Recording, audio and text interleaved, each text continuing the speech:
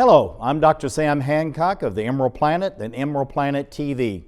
We come to you on a week-to-week basis from Washington, D.C. in the United States as we look around the globe in 144 different nations, looking for those 1,000 best practices, the technology, services, and products that are making a difference as we move through the 21st century. And as we have a planet of 9 billion people by 2038 and possibly 12 to 13 billion by the end of this century, how are we going to be able to take care of all these people on planet Earth? And that's what Emerald Planet's all about. We come to you looking at the solutions, the best practices from around the globe as we create the Emerald Planet. Hello, welcome to the Emerald Planet. We're making a difference as we move through the 21st century. And seeing the long-term impacts of climate change.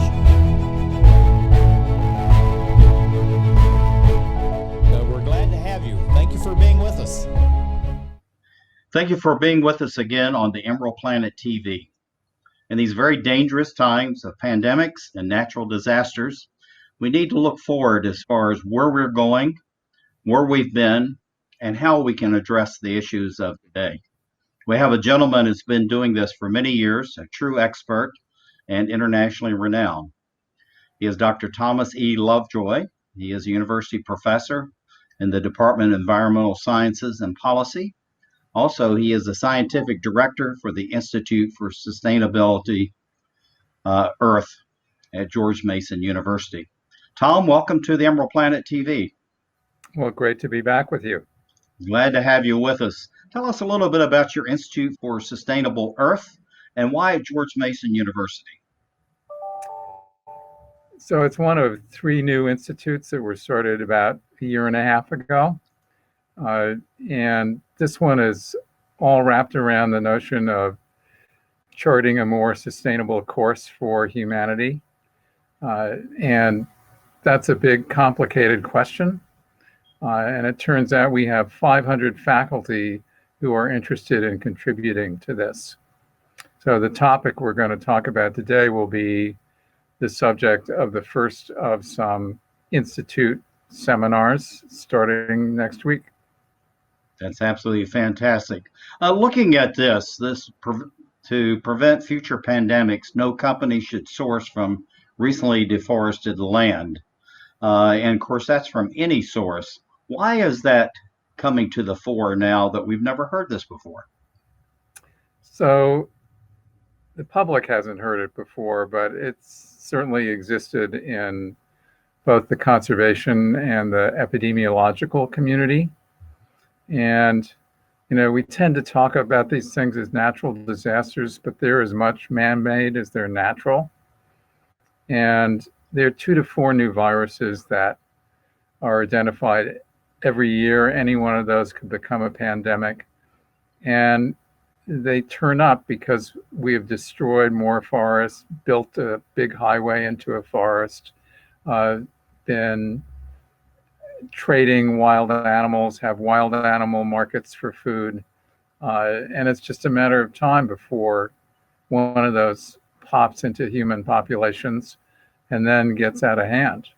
Now, looking at Brazil, and we're going to be talking about Amazonia, the Amazon basin. Why are you focused on Brazil, and what does that have to do with the future triggers for maybe pandemics?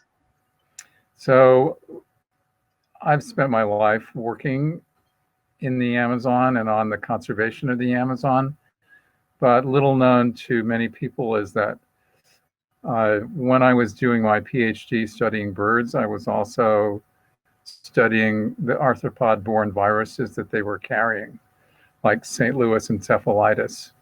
So I know these pathogens are circulating naturally in these environments, and disturbing them often sets up opportunities for them to spill over into human populations. And I'll tell you a great story about that later, about yellow fever. I tell you, this is something I'm looking forward to. But tell us a little more about the Amazon. It's such a huge area. Even in terms of South America, it's a huge area, but also for the world. So the Amazon is roughly equivalent to the 48 contiguous United States. It's really big. And it encompasses 8 countries. It's the largest tropical rainforest in the world. It's the single greatest repository of biological diversity in the world. It has an incredible number of distinct indigenous peoples and distinct indigenous languages. It's a biological treasure trove, easily damaged and easily flipped into a situation where it could generate a pandemic. Yeah, and we keep talking about natural disasters, and many times God gets blamed for everything. But actually, most of this is actually triggered by human beings. That's completely correct. So I like to think of unnatural disasters, Mm-hmm. or, human and natural synergies creating disasters. And you're looking here at CO2 emissions from deforestation in the Brazilian Amazon. And look at 2018 and 2019. It's just going up. And that is, in fact, an invitation to some kind of disease outbreak. And the whole thing is that at one time it was a giant sump as far as greenhouse gases and carbon. Now it's emitting more than it's absorbing, is my understanding. Well, that's true. It's still, its standing stock of carbon is enormous. It's like 80 billion tons of carbon. Mm. So it's really important that stay in the living forest and in all that biological diversity, because to value the Amazon for its carbon is like valuing a computer chip for its silicon. I see. Now, looking at this was an amazing number that came up today. 1 acre destroyed every 1 second. It's unbelievable. But looking at, we're going to go through some of these photographs. Tell us what's actually happening in the Amazon and why it's so devastating, not only to Brazil and Latin America, but also to the world as far as this incessant development and destruction of the rainforest. Yeah, so most of this so-called development that's going on is actually certainly not sustainable development. And if you do the economics of it, it's only a short-term gain. And then there's a long-term loss. So one of the big issues is, that the Amazon makes half of its own rainfall. And that depends on forests and trees and leaves. So this amazing hydrological cycle that provides moisture for the forest, but also to every country in South America except for Chile.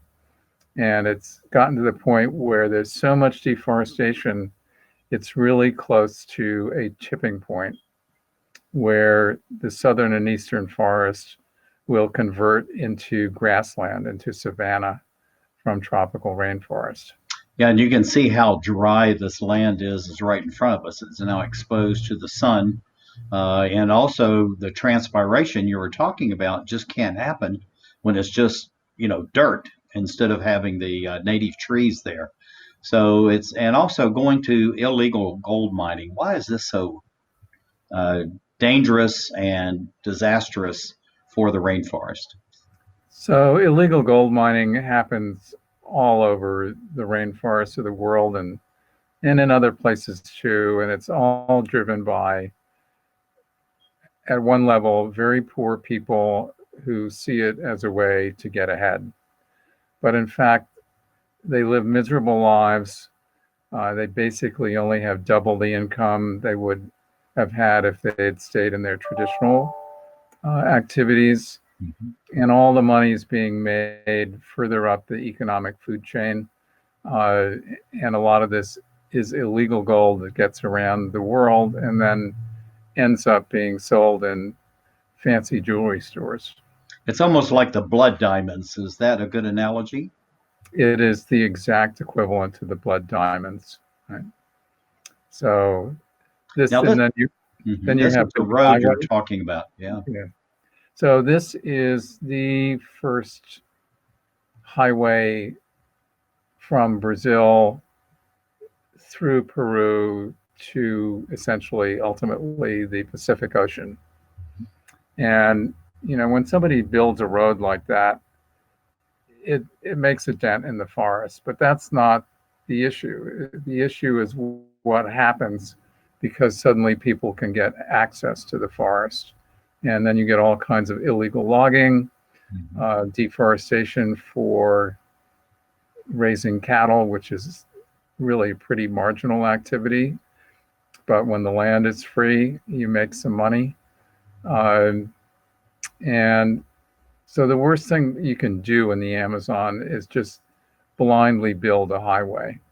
Far better to use the rivers as the transportation system, which is served very successfully for centuries and millennia. Yeah, and the rivers, when we looked at that map earlier, I mean, they're really going everywhere within the Amazon basin. So there's a few places you really can't get to from there. But looking at the Amazon, and we're going to look at some of the fires that are going on there. So, what is happening to generate these fires in what's supposed to be a very moist rainforest? So it's actually a very interesting question that you ask, because lightning does not start fires in the tropical rainforest because it's too wet. But what has been going on is a synergy between the deforestation and the drying that it creates, and climate change, and extensive use of fire to clear the land to raise cattle or grow soybeans or something like that. So you have a negative synergy between those three, and they've really brought the Amazon to the brink of the tipping point. Yeah, this is just amazing when you see these fires, and when you look at it from the satellites or you're flying over it. I mean, it goes beyond the horizon sometimes, all the burned lands that you see there. But getting to the howler monkey, how does that fit into the pandemic when we're going into 21st century? So one of the interesting things about yellow fever, which used to be one of the great scourges of the world, is that there is a cycle that goes on in human settlements, which is easily controlled. You just control the breeding sites of the mosquitoes, but there's another cycle called jungle yellow fever, which is in the canopy of the rainforest, principally with howler monkeys and other monkeys. And every once in a while, it will move nomadically through, and a bunch of dead monkeys will end up on the floor of the rainforest. But nobody could figure out how it got into people until somebody I shared an office with when I was a graduate student, named Jorge Bochel, watched some woodcutters bring down a tree, and suddenly they were surrounded with the little blue canopy mosquitoes, which transmit yellow fever, in that case to people, and normally to howler monkeys. So it's sort of the ultimate example of disturbing the environment and getting a pandemic going, like this amazing map, which shows how rapidly the COVID-19 virus spread around the world. Yeah, it's just absolutely amazing. Tom, we're out of time. Where do you see for the spread of this in the future? And we have about 10 seconds to do that. So the answer is, in fact, in embracing nature, restoring nature, and being much more sensible about the wildlife trade. Thank you very much, Dr. Tom Lovejoy. Thank you for being with us as we create the Emerald Planet.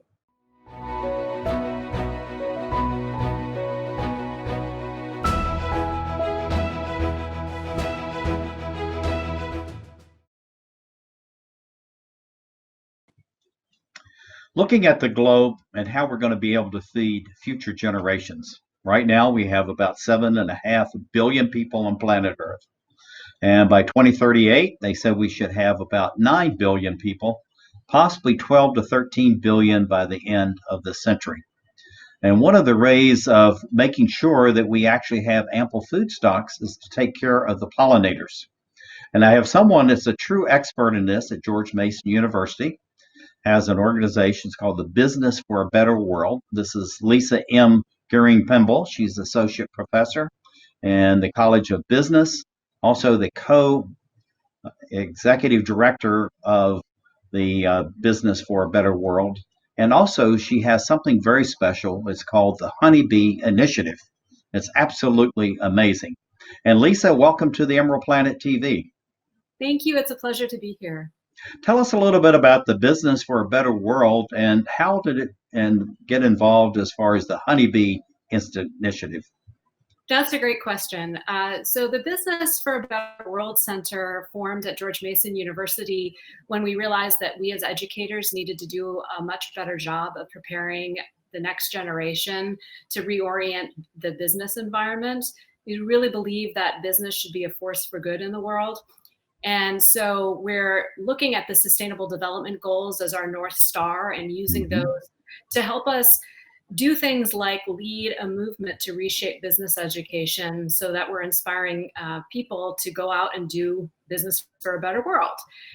And the Honeybee Initiative is part of the Business for a Better World Center. And for us, it really is part of our mission in that it helps us to think about models for how education and business can partner across sectors to address the global goals.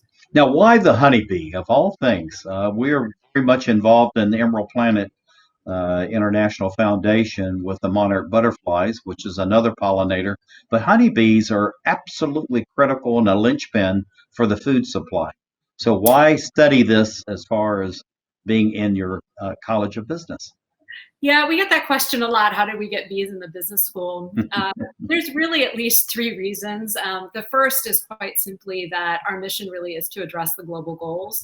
And so the Honeybee Initiative allows us to address a wide variety of global goals around issues like economic empowerment, gender equity, food security. Second, the Honeybee Initiative provides us with a model for how to address global goals through these cross-sector partnerships that we believe so much are essential to the work that we do. And third, as you already alluded to, bees are threatened, and humans survive only if bees survive. And the reality is that bees pollinate 1/3 of the food that we eat. Without them, our grocery aisles do not look abundant like the ones here. They actually look decimated like the ones that I think are on one of the other slides. There it is. And it really has an impact on dairy products as well, because bees pollinate the clover and alfalfa that the milk producing animals eat. And as a result, without bees, we're looking at a 50% reduction in milk products in the grocery stores. I want to go back to this image right here. So we're looking at all this fantastic produce. It's beautiful. And the bees are responsible for so much of this and other pollinators, of course. So when you're looking at the shopper, do they really understand the aspect of nature that really brings this to them? Or is this something we have to learn so we don't end up with grocery stores that look just like this? I think we have to learn it. I think back to my own childhood where recycling wasn't a thing. We didn't know about recycling, and there were all these education campaigns to recycle. And today it's ingrained in our DNA, and there are recycling bins everywhere. I think the same thing has to happen with honeybees and other pollinators, and people start they've got to learn that they have a critical role to play in the preservation of pollinators. So it starts with education. That's absolutely fantastic. Looking at the education and the students that you have at George Mason University, which is now reported to be the largest university in Virginia, has a very high standing as far as research and development is concerned. How do you have and find students that really have an interest in bees? It's actually not a problem. We started with our first course that had about 20 students in it, but it also had a 99 student wait list, which was amazing. And so we've developed a variety of courses like sustainable beekeeping, in search of the perfect queen, the importance of the Amazon in the modern world. And these courses are available to students all across the university. And the exciting thing is other areas, like our elementary educators, are using the hives as a way to learn about pollination so that they can design lessons to put into the elementary schools. So all fields use our hives. Yeah, and this is something that we've been doing through the natural partners with the monarch butterflies. We have about 50 schools now, and about half of them have sister schools in Mexico where the monarchs hive and live over the winter time. So it's amazing how you can use something like we're looking at right here as practical examples for education, K-12 actually. Yeah, and on that note, I would say what's really exciting is, in addition to the elementary school students or the elementary educators who are using the hives in the classrooms, we have business students who are learning about marketing and product development through the sale of honey and candles. We have a partnership with a local brewing company. We launched this honey ale called Patriots 57, which is named for the mascot of George Mason in 1957, the year it was founded. Our Sodexo chefs use it in salad dressing in the dining halls. And so it's really exciting what we're able to do in this particular space. Now, looking at this up close and personal vantage point, as far as looking at honey, learning about the bees, and then also, of course, you're talking about business and education and all this. So why are students so interested to have this kind of, real personal involvement with the bees instead of just staying in class, using the computers, and doing their studies in the library? So I think what we've learned in the higher education field is that there are some best practices for learning, and that learning takes place in the classroom, but it also takes place outside of the classroom in the experiences that we have. And those experiences are really powerful because they really solidify for the students the practical application of what they're learning in the classroom. And the neat thing, the slides that we're running through here, the previous one was a stingless honeybee hive. And we work with those in our work in Colombia and in the Peruvian Amazon. And what this allows students to do is really get a sense for the global issues, right? Sustainability isn't just something that happens in their community or at George Mason University or in Fairfax, Virginia. It happens globally. And what's happening globally impacts us here locally. And that's just a really powerful lesson when the students can go, they can interview beekeepers, they can talk to other small business owners. Like this project here is a trapiche farm, which is like a sugarcane mill, and they can learn about other practices for how other businesses are trying to implement sustainable practices in their industries. Now, looking at this globally, this is something that, this is up close and personal in another country, thousands of miles away. Why is that so important at George Mason University to have this international component, not only with your honeybees and the College of Business, but really it goes across every discipline that you have at George Mason University? So the global initiative is really just embedded into our DNA as a university. That's one of the elements of our strategic plan, is to make sure that we're providing students with global experiences. And again, it just goes back to this opportunity to be able to connect with people and disciplines and geographies that are different from our own, and recognizing that it's only when you get all of these disciplines and geographies and people together that we can really effectively address the global goals.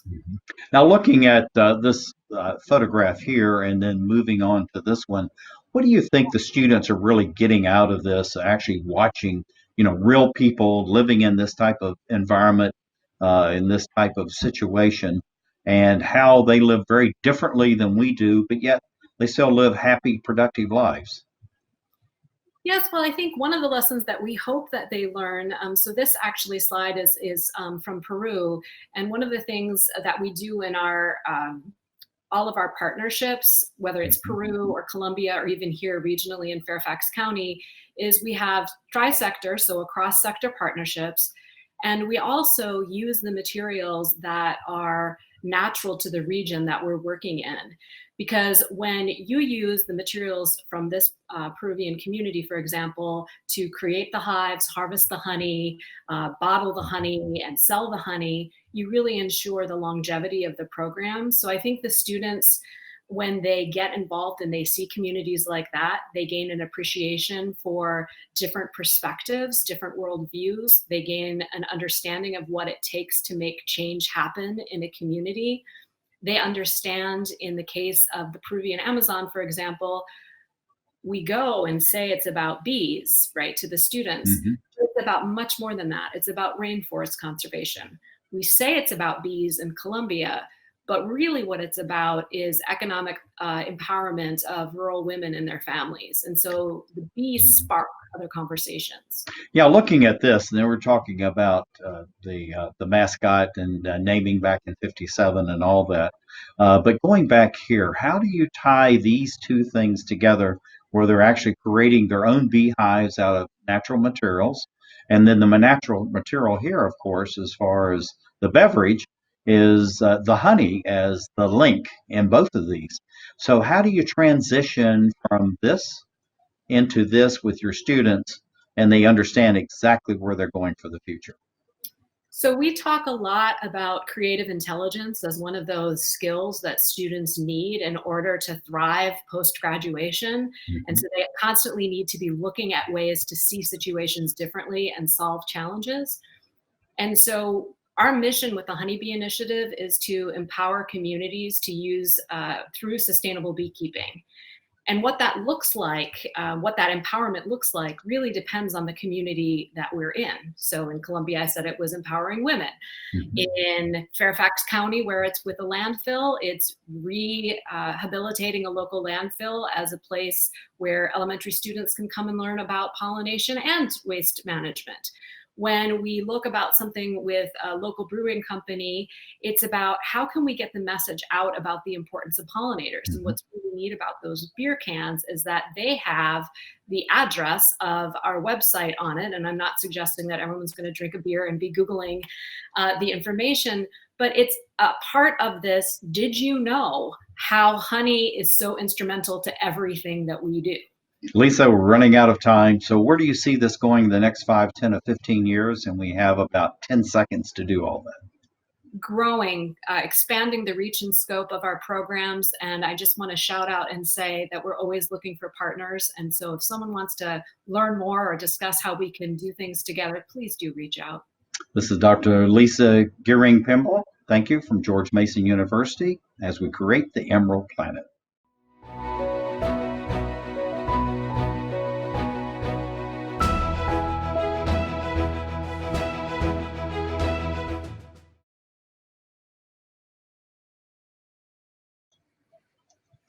Looking at the globe, the environment, economic development, and the communities, how do we bring balance so that people live in harmony and want to collaborate and cooperate with each other? That's what we're going to be discussing right now, and how this actually ties together the three pillars of economic development, environment, and community development. This is Dr. Karina Korostelina. She is a professor of conflict analysis, resolution, and psychology. She is also the co-director of the program for the prevention of mass violence at George Mason University. And Karina, welcome to the Emerald Planet TV. Thank you very much. Thank you. Tell us a little bit about your work at George Mason University, but what is this program for the prevention of mass violence? I've not heard this particular term before, even though it does exist. So is this a new and emerging study and dynamic that's going on in university campuses these days?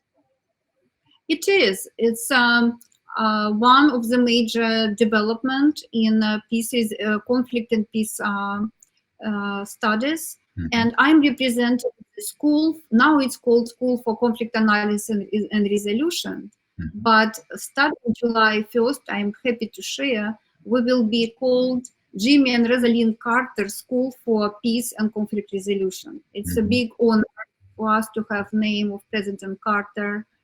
And we really are devoted to prevention violence across the globe. And by violence, we do not mean only open violence. We also speak about cultural violence against different groups of populations and structural violence, which connected directly with economic development. And particular group of people are excluded from opportunities, excluded from access to power and resources. And also, we were talking earlier about how this directly relates to environmental violence and also environmental peacekeeping, because that's really the core of many of these emerging countries, is that they have large swaths of open territory, sometimes mass numbers of people there, sometimes very few. But at the same time, we have to bring about this balance between the economy and also environmental development. So how do we do this? And what is the, let's go back to who is Jimmy and Rosalind Carter? Probably 2/3 of the American population were not even born when he was actually in Washington, D.C. So who is he, and why the School for Peace and Conflict Resolution? Jimmy Carter was the president of the United States who devoted his life. I think the most important is, for me, is not only what president is doing during this presidential time, but also how they spend time after their presidential position. And Jimmy Carter was extremely active. He had a Carter Center, which was working across the globe for reduction of violence, building peace. So the legacy of him and his wife going in different countries, addressing issues of environmental conflicts, violence, it's become an honor for our school to be named after him.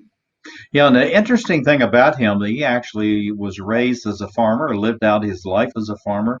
He was also a nuclear engineer, became president of the United States, was very much involved in politics, but actually he's much more famous afterwards with the Carter Center than he even was as president.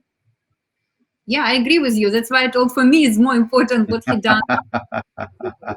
Yeah, looking at these neighborhood associations, why are these so important, and how does this fit into prevention of violence? But actually, more than that, is educating people to want to have peace and prosperity within their own communities, their own nations on planet Earth, and to just avoid violence whatsoever. Yeah, this is very important. And what you see here is the logo of Neighborhood Associates Corporation, which I collaborated together now for 6 years.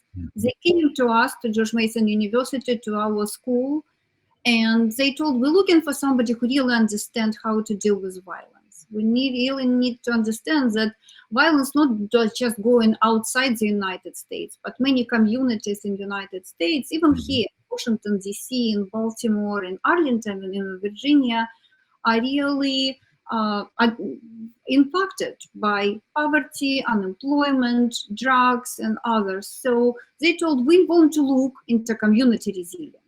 Now, looking at the community resilience, why is that so important?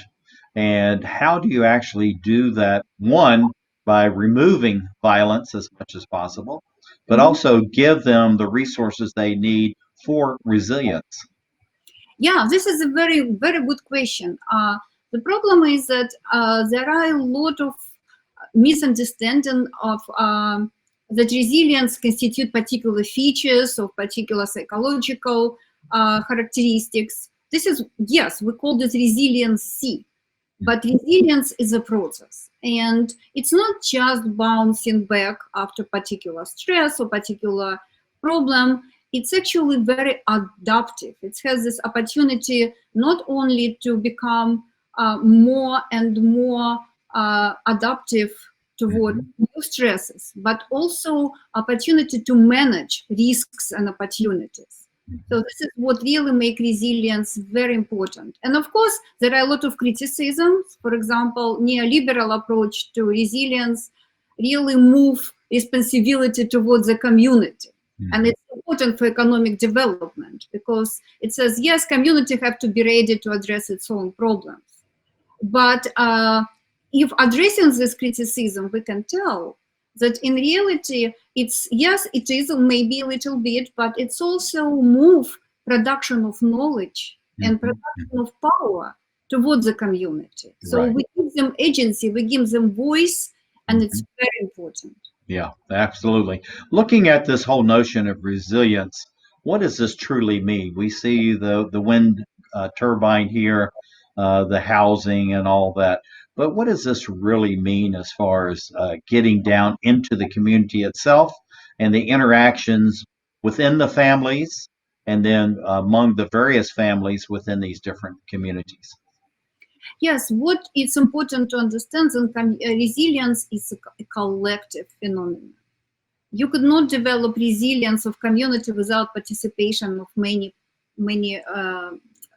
members. And what my research actually was able me to show that in many previous studies, the resilience of particular neighborhoods was considered as some very homogeneous group, right? So we go to neighborhoods, there are community leaders and there are community. But what I found that what really impacts resilience process is identity and power within community itself. There are a lot of groups which have more power or more legitimacy. There are groups which completely excluded. For example, we found in our research that young fathers and male in particular are less included in community resilience, and majority of legitimacy go for people who live there for longest time, and in many cases it's usually older women. Now, looking at the communities that you're working with, I believe in Washington, D.C. and other areas, when you go into these communities, who are you looking for to start working with, identify the opinion leaders, and those that truly understand the community? How do you go through that process? Yeah, this is a very important question because building trust with the community is the key. You could not go into community and tell, okay, I'm researcher, I want to study you, right? It's not appropriate. We really have to see them as a partner in research. They have to see that results will benefit them, and then spending time with us answering questions actually benefit them and not us who will just write a paper or something. Right. So that's why I was really, really thankful that we were working with Neighborhood Associates Corporation.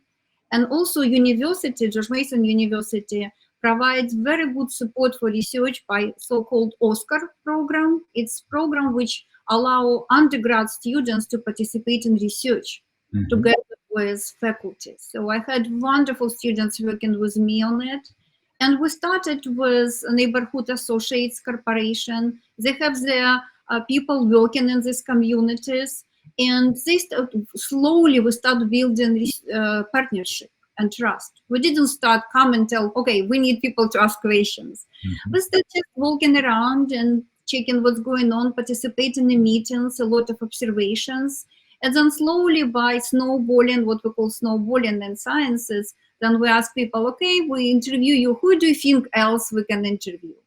So we didn't go in usual approach for like only community leaders. We actually spoke with almost everyone.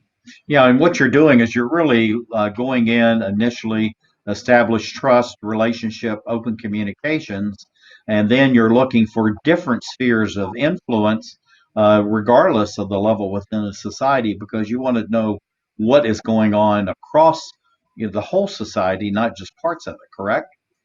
Yes, absolutely. We want to see how community functions, what are limitations to this community, who excluded, who included.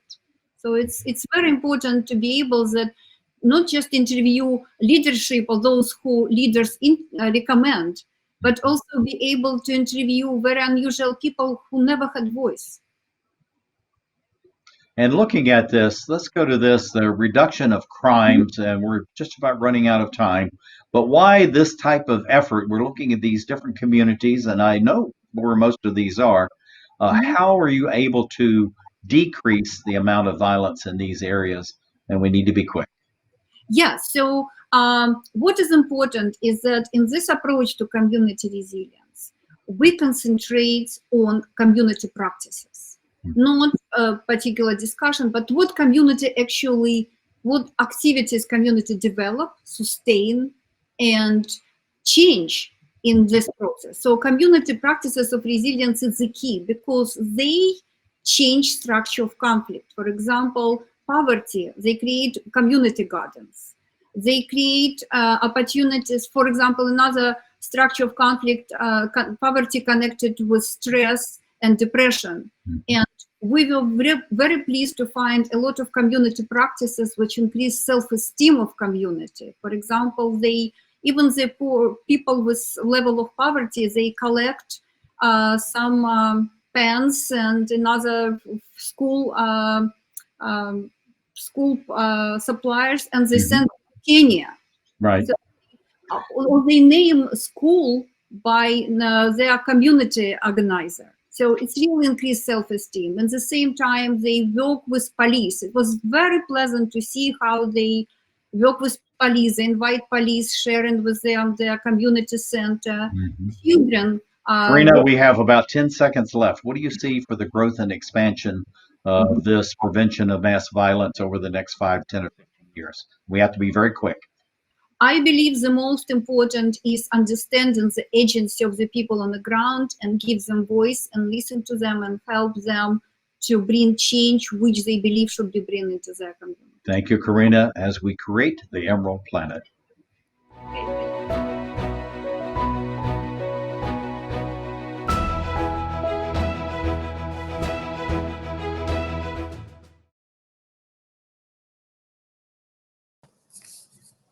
Looking at the future of the world, what we're trying to do is tie together technology and humans in a way that they can actually collaborate, communicate, and partnership as far as how we're going to bring about the balance of business, environment, and community development.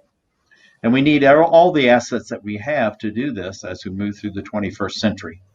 And I have someone that's going to be coming on and talking about this human-machine partnership, which is a very intriguing idea and something that's coming into the fore as far as discussion and open society, but not many people know much about it. This is Dr. Brendan Bannon. She is the Associate Professor in Structural Technology, the College of Education and Human Development at George Mason University. Also, she's the co-director of the Center for Human-Machine Partnerships. And Brenda, welcome to the Emerald Planet TV. Thank you, Sam. Thanks so much. We're glad to have you, and tell us about this center. I mean, this is something that's very intriguing. You don't really hear much about humans and machines collaborating, yet we see it in sci-fi. It's been in the movies, since the talkies, actually, black and white film. So why is this now becoming a major area of study at George Mason University? Well, human-machine partnerships is a new and transdisciplinary research field, and it relates to how to structure and optimize the relationship between humans and computational systems.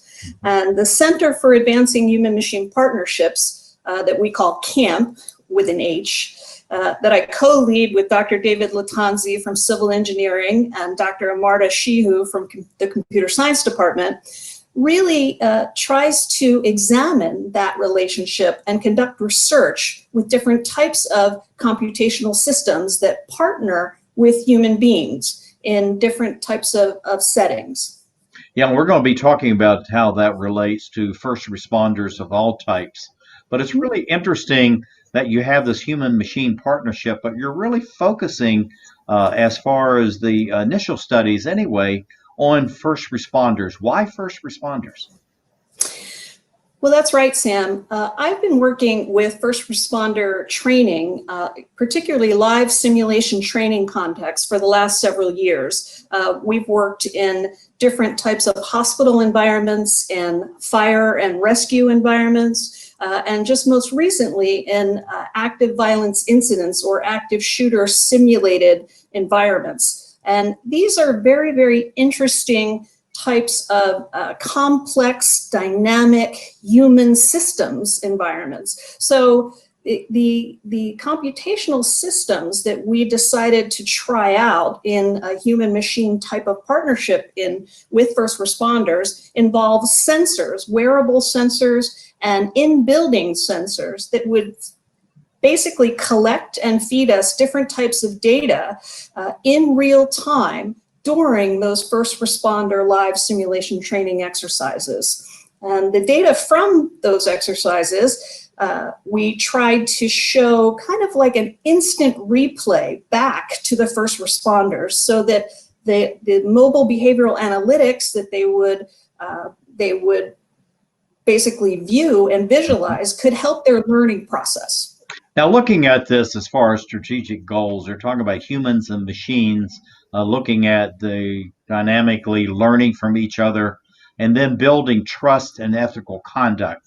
Now, how do you do that in machines, and how do humans have the respect or the ways to honor a machine that says this is somebody or something that can be trusted and will actually deal in ethical conduct? Well, the way we do it is through thinking about human-centered design, or a co-designed relationship with the first responders. So they help us define from the very beginning what are the most important metrics, how the computational system might be able to help them in their process. And they help us by actually reviewing it, trying it out, giving us feedback, and testing it. So they are involved all along in a human-centered design process. So that is how we begin to sort of address the ethics of what is most important to the audience who will be using that system. And along the way, that engenders trust, because the first responders then have a better understanding of what this computational system is doing, whether it's a sensor-based system or a robotic system, because they are co-designers of the system with us. Now, looking at this, I guess this word spaghetti and all this that we're talking about, how do you sort through all of this and make sure that there's a balance between the humans and the machines? Or is this something that actually evolves over time so that the machine literally is learning about the humans are learning about the machine, and then they try to collaborate to come up with a unified policy or a unified response, or a way that actually first responders can handle situations that are very stressful, but also quite dynamic? Right, so that dynamic and evolving and adaptivity between the humans and the machines is really the type of interaction that we are most interested in. And so being able to try out things and look at this design from many different perspectives. We have faculty members who work together from machine learning, from artificial intelligence, from learning sciences, from humanities, from public policy, in ethics, and having different viewpoints on these types of systems throughout the research process and the R&D process really helps us to be sensitized to what is really a perspective that needs to happen, that there needs to be trust, there needs to be transparency, there needs to be authenticity to the activity that's going on, and really examining that interaction between the humans and the system, and working through that iteratively so that we all can understand what the technology system is doing, how it's informing the human system, and then reciprocally how the human system may be reinforming the technology system. So in that way, it's reciprocal and can engender trust if there are multiple perspectives and multiple inputs and insights into the building of this system. So when you're looking at this interactive system that we have right in front of us, it's quite complex, but yet still very straightforward. But how do you have humans that are sensitized so they actually look at this machine as really being helpful to them, not just as a tool, as you have a hammer or a saw, or a steering wheel in a truck or something like that. But it goes way beyond that, where this machine may actually save your life, help you to save the lives of others, and at the same time to make you more comfortable and more empowered to do your work. How do you do that in this type of what we would say is kind of a closed loop system? Well, we do it in an iterative process where we try things out, and some things work and some things don't, and we get feedback and we try it again. And so the first responders are really trying to see a common operating picture or a common frame of reference in when they walk into an emergency situation, for example, or their leadership is really, there may be fire and police all and EMS all in one situation. And having a common operating picture and being able to all be on the same page and operating with the same types of data sources that are visualized in the best way possible might allow for an enhanced emergency response, meaning might drop the response time or save someone's life by being able to understand the building or understand where the first responder teams are, understand in real time where the victims are. So these are the types of things that the first responders can actually have a common operating picture and view through visualization, and that view can help engender some trust and being able to see the common picture across the leadership in order to make better decisions. Now, let's look at this point here: teamwork, collaboration, co-adaptation, mutual trust.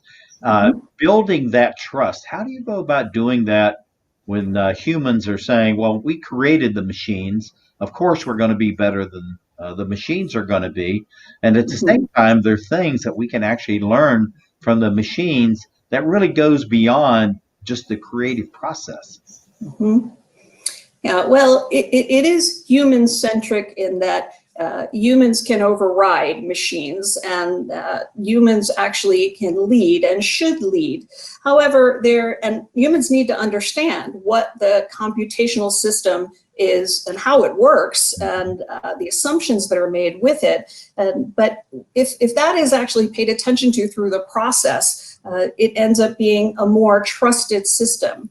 So with humans and robotics, for example, there are many different types of data that can be collected by computational system, large amounts of data that can do what humans can't do, is process large amounts of data in a short amount of time, in a very quick turnaround.